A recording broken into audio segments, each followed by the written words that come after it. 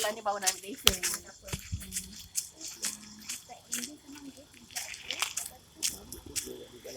Ha? Itu aku dah aku pijak kaki. Wah. Nampak Orang lain kak. bawa kereta kan yang ni. Wah, kereta mewah. Kereta kena balik. Mahal sikit pun tak tahu. Nampak macam ada Ezora. Apa saya ingat nampak? Ezora. Ezora. Po 2.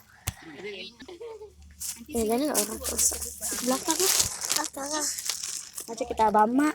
Macam kita Umak Dawis lah. Kereta Umak Dawis. Sama dengan kereta Umak Dawis sahabat aku. Masa sikit nanti. Naik.